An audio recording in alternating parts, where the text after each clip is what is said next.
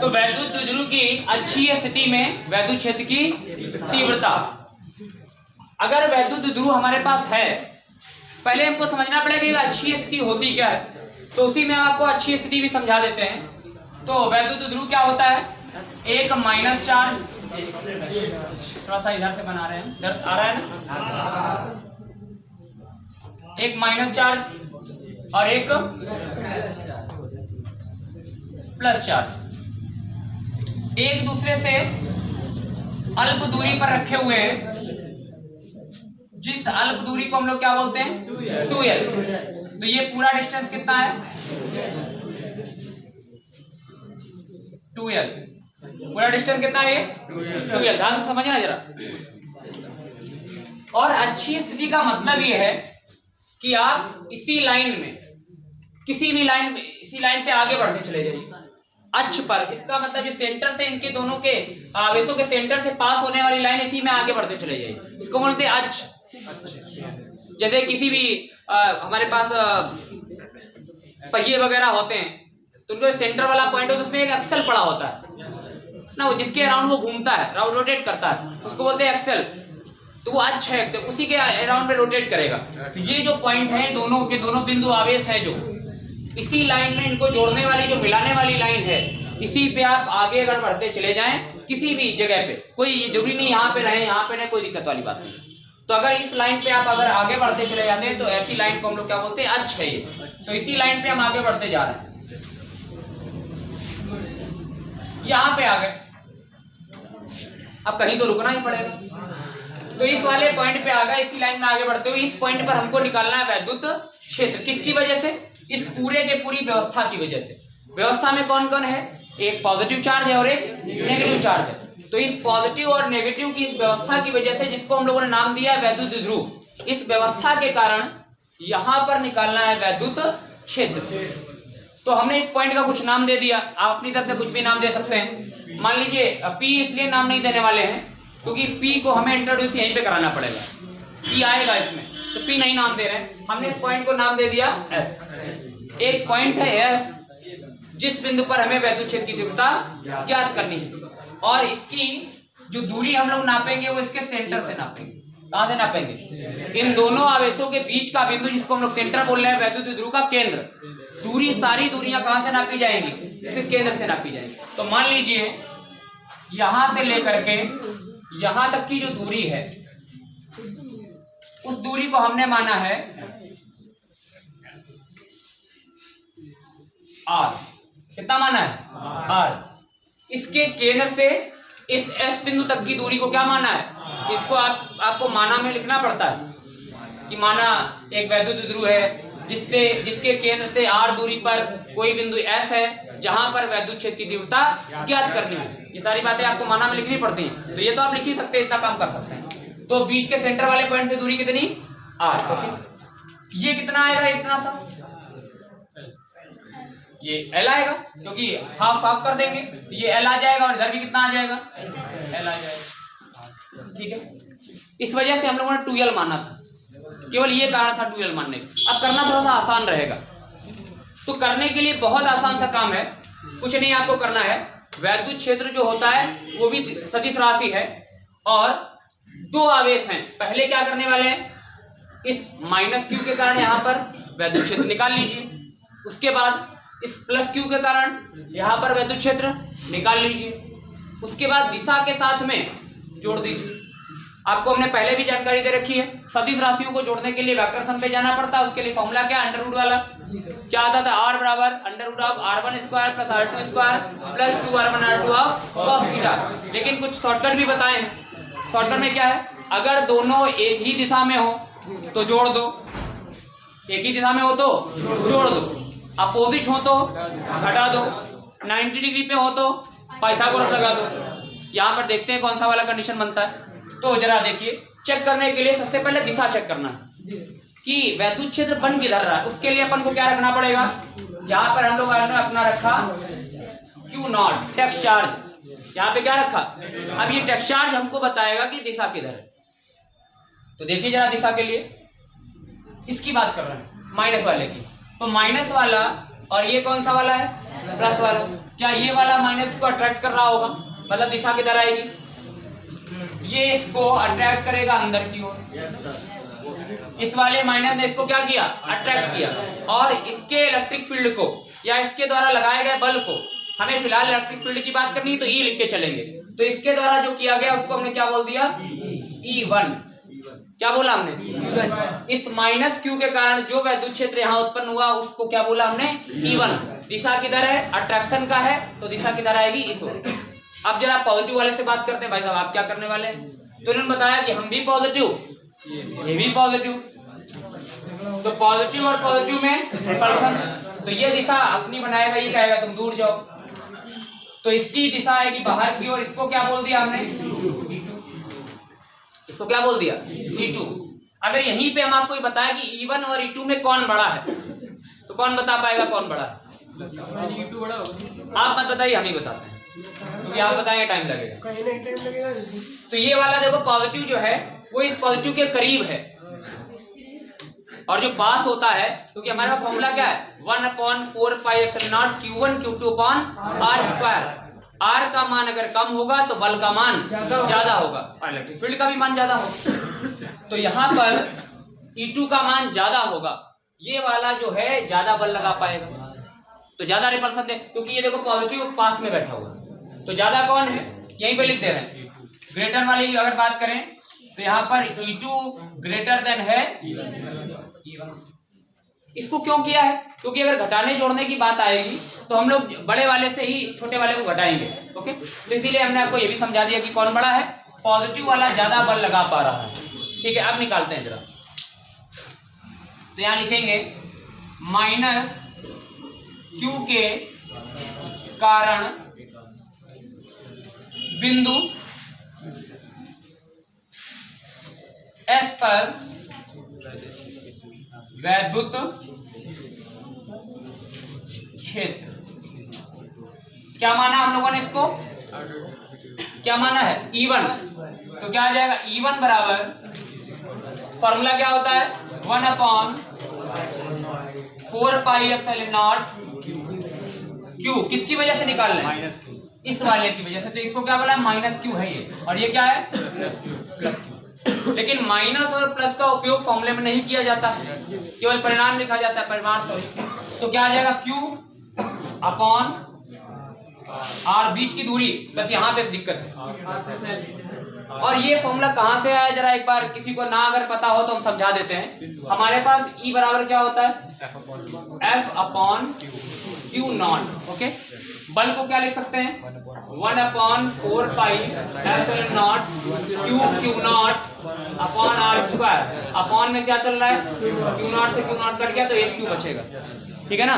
तो तीव्रता के लिए फॉर्मूला क्या आता है, 1/4πε0 Q/r²। ये मेन फॉर्मूला है।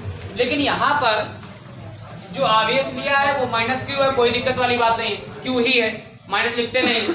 दूरी की बात कर लेते हैं, यहाँ से लेकर के कहाँ तक की दूरी, यहाँ पर निकाल रहे हैं, तो दूरी क्या आएगी, R तो ये है इतना, और इतना और ज्यादा है, तो यहाँ से नापना है आपको, L ये और R यहाँ से यहाँ तक ये, तो कितना आया, R + L।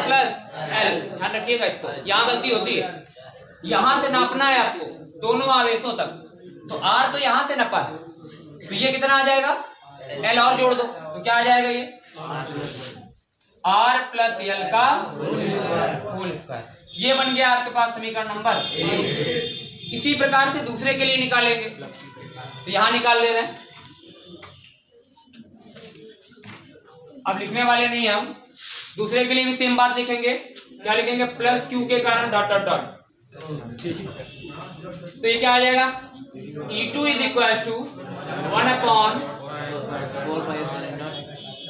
1/4 बस R-L। इस बार आपको यहाँ से नापना है और R यहाँ से नापा है, तो ये इतना हिस्सा ज्यादा है कि नहीं, ये इतना हिस्सा ज्यादा है, और वो कितना है, L। तो इस बार R से L को हटा दो, और हटा दो का मतलब हटा दो।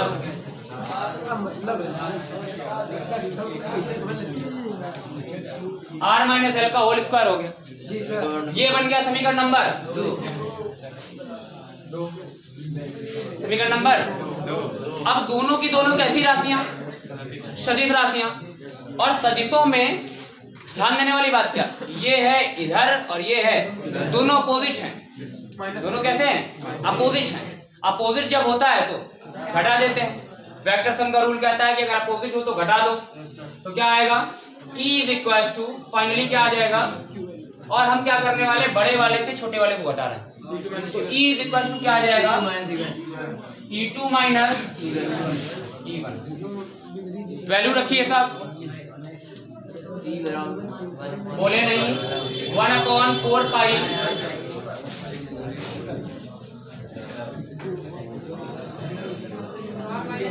R माइनस एल का होल स्क्वायर माइनस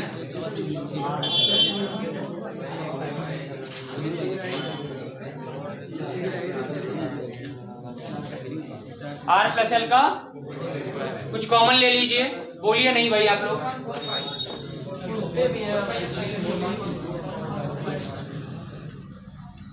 तो कॉमन ले लीजिए कुछ, 1/, क्यू को भी ले लीजिए भाई, तो ये आ जाएगा कोष्टक के अंदर 1/R माइनस एल का माइनस 1/R, ये बन गया। दूसरा कोई चारा नहीं है तो ऐसा करते हैं, लासा ही ले लेते हैं, तो E is equal to Q/4 pi epsilon not.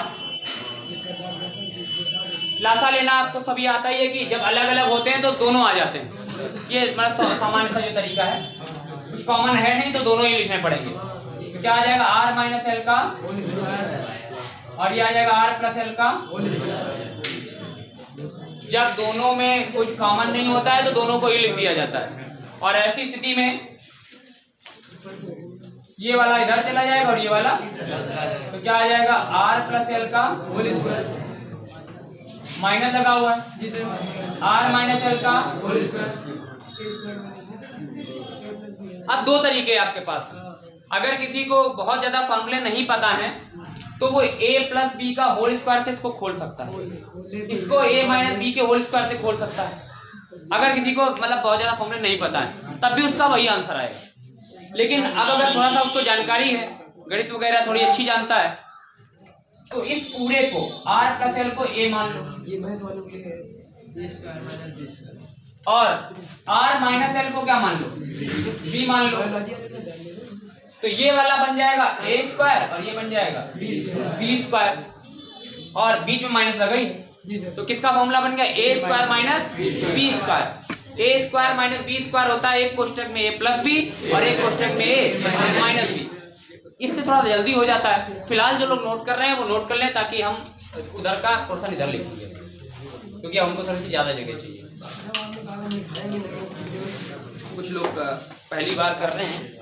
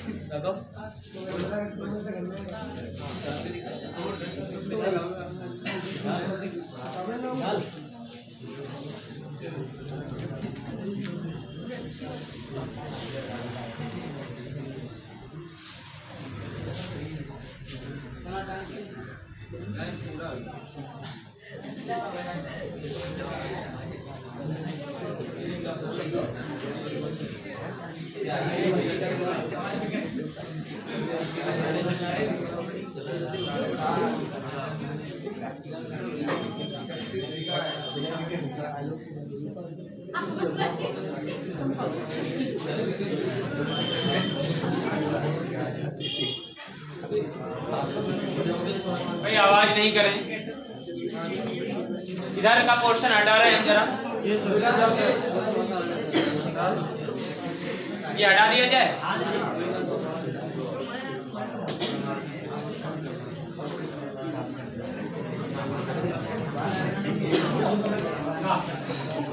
चलिए इधर देखिए, तो इसको जब हम लोग ओपन करेंगे तो यह आ जाएगा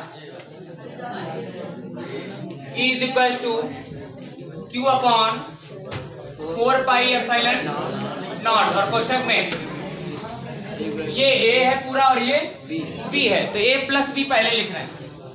a प्लस b मतलब r प्लस l और plus r minus a plus b, ठीक है। फिर दूसरे कोष्ठक में a माइनस b, a ये लिखा हुआ है r प्लस l, फिर अब लगेगा माइनस b, तो माइनस ये भी लिखा हुआ है। यहाँ पे अगर माइनस लग जाएगा तो माइनस का अंदर मल्टीप्लाई होगा, क्या आ जाएगा माइनस का r और प्लस का l। फिर से देख लीजिए एक बार, ये है a और ये है b, ये a लिख दिया और माइनस b होता है, तो यहाँ पर की बार इससे पहले r माइनस l की जगह क्या लगेगा माइनस का, तो माइनस जब माइनस का अंदर मल्टीप्लाई करेंगे तो माइनस का r प्लस का l हो जाएगा। a माइनस b लिखना था, a ये पूरा लिखा हुआ है, माइनस b, b की जगह क्या लिखते हैं हम लोग r माइनस l, और उस माइनस का अंदर मल्टीप्लाई हो गया, तो ये वाला माइनस हो गया, ये वाला ये हो गया बटे।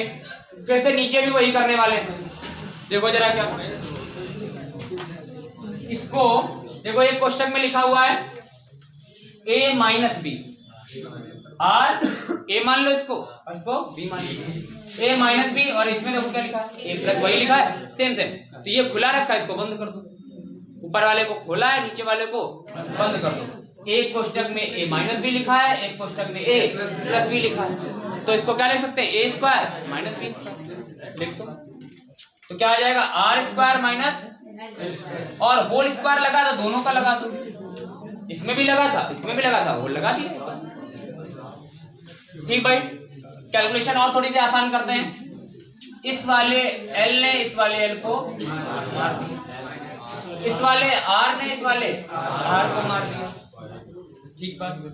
तो E बराबर क्या आ गया Q upon 4 pi epsilon not, ये हो गया 2R, ये हो गया 2L बटे r स्क्वायर माइनस, ध्यान से देखिए जरा, ये मिल गया आपको Q और ये मिल गया 2L, Q इंटू 2L, इनका दोनों का कॉम्बिनेशन Q इंटू 2L, ये क्या होता है P, वैद्युत ध्रुव का आघूर्ण, तो इसको आप क्या लिख सकते हैं P लिख सकते हैं, तो ये क्या आ जाएगा आपके पास E बराबर 1 अपॉन 4 पाई एप्सिलॉन नॉट, ये हो गया P, तो P into 2R upon R square minus L square का, एक तो पॉकेट रॉकेट आपके पास ये हो गया।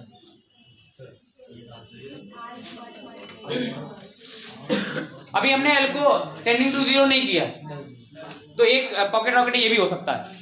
इसके बाद जो हमको प्रूफ करना होता है वो क्या करना है अब, कि जो दोनों आवेश हम लोग मानते हैं, बोलते हैं कि दोनों आवेशों के बीच की दूरी बहुत अल्प है, और जो आपने अक्ष पे लिया है, जैसे ये दोनों आवेश हैं, ये यहाँ एक आवेश यहाँ पे, और इनसे भी बहुत कम होता है, वो तो हमने अभी बताया था कि एंगस्ट्रॉम में लगभग होता है, और जो आपने दूरी ली है लंबाई यहाँ पे निकाल रहे हैं, तो इस इनके दोनों के बीच की दूरी की तुलना में ये वाली दूरी बहुत बड़ी है।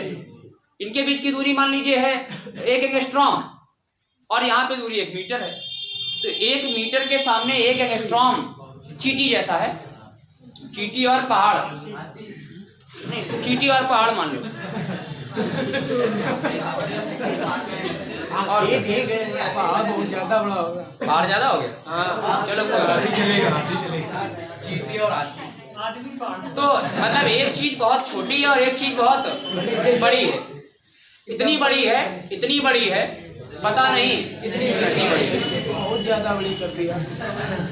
तो ऐसी कंडीशन में अपन क्या करते हैं, यहाँ पे एक कंडीशन लगाएंगे, वो कंडीशन क्या है, वैसे तो यहाँ पे लिखा जाता है यदि दोनों आवेशों के बीच की दूरी की तुलना में अक्ष पर ली गई दूरी बहुत बड़ी हो तब, तो वो हम लिखने वाले नहीं है, वो आप न लिखिएगा, हम क्या लिखने वाले हैं, R is much greater than in comparison of L, R बहुत बड़ा है और L बहुत छोटा है, जो दोनों आवेशों के बीच की दूरी वो बहुत कम है और उसकी तुलना में R काफी दूर है, तो हम लोग क्या करने वाले हैं, एल को लगभग 0 के बराबर मान लेंगे।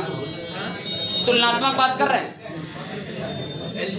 एल बहुत छोटा है और आर बहुत, तो एल के सामने सॉरी आर के सामने एल किसके बराबर है, लगभग 0 के बराबर, छोड़ दो, तुलनात्मक बात कर रहे हैं। ये आ जाएगा ई बराबर 1/4 पाई एप्सिलॉन नॉट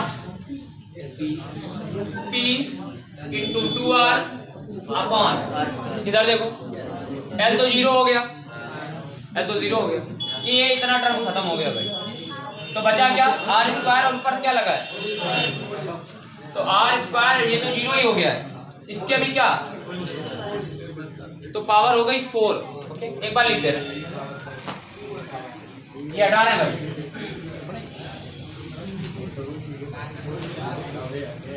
तो ये आ गया आपके पास ई बराबर 1/4 पाई epsilon not P into 2r upon r की पावर 4। ऊपर है 1r, नीचे 4, 1 तो कट लिया, एक पावर कम हो जाएगी, तो आ जाएगा ई बराबर 1/4 पाई एप्सिलॉन नॉट, ये बन गया आपका पॉकेट। यहां तक आपको प्रूफ करना है, ध्यान रखिएगा, आपको कहां तक प्रूफ करना है, यहाँ तक। फॉर्मूला क्या आएगा, 1/4 पाई epsilon not 2p upon r cube. इसी का एक और है निरक्षीय स्थिति, उसको भी बता देंगे। हालांकि आप लोग प्रयास कीजिएगा, आपको थोड़ा सा दिशा वगैरह का आइडिया हो गया तो आप कर भी सकते हैं।